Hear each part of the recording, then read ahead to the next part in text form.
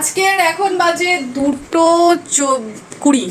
তা যাই পারে হোক, ও এখন ডিম ভাজা খাবে, ঠিক আছে? ও একা একা পেঁয়াজ কুটেছে এই বটিতে, ঠিক আছে?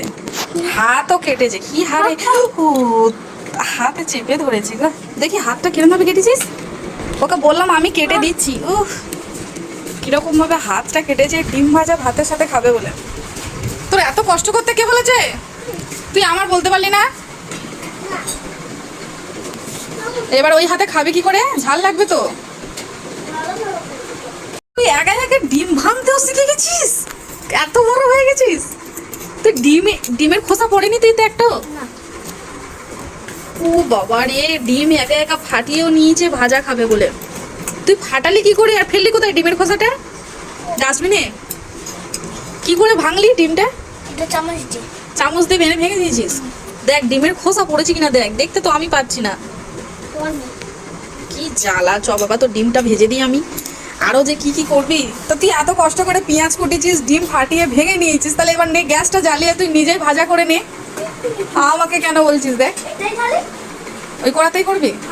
হ্যাঁ, ডিম ভাজায় তেল লাগে না। না, এই তেল লাগে।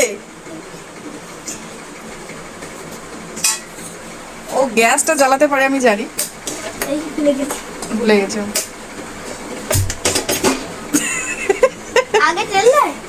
আগে কি দেয়? ডিম দেয় না তেল দেয়? এতে লবণ দিতে হয়। কিরকম ভাবে নুন দিচ্ছে দেখো। তুই ভাজবি আজকে ডিমটা? পারবি তো? ভালো করে ফেটে নিতে হবে তো, তেল দিতেই হবে।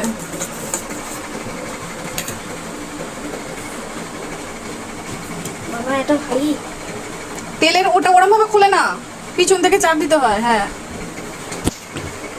কি জ্বালাই পড়েছি আমি অন্য। তেলটা এত ভাত আমি ভেজে দিচ্ছি বাবা। ডিমটা কিরম ভাবে ফাটিয়েছিলিস একবার ফাটিয়ে দেখা। এই করতে পারিনি, ওরম ভাবে ফাটিয়েছিলি? ওইরম ভাবে নাকি ডিম ফাটায়? আচ্ছা, তারপরে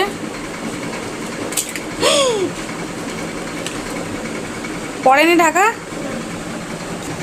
আমার ছেলের ডিম ভাজা খাবে আমার বলতেও পারেনি, একা একা ওর কাজ করাছিলাম, ঠিক আছে? না, একা একা ওই রকম করে ডিম ফাটিয়েছে।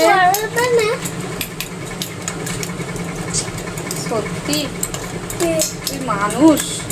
হ্যাঁ মানুষ। তুই মানুষ? হ্যাঁ তুই মানুষ না। মানুষ, ওই জন্য তো ডিমটা ফাটিয়েছি। একটাই ভেজে নিচ্ছে বড় বড়। কোনটাই বড় বড়। মা একটু চারিদিকে ছড়িয়ে দাও না। একদিন আমার ডিম পোচ খাওয়াবে। ডিম পোচ? হ্যাঁ, ডিমের পোচ। আমি ডিমের পোচ বলেছি জানিস।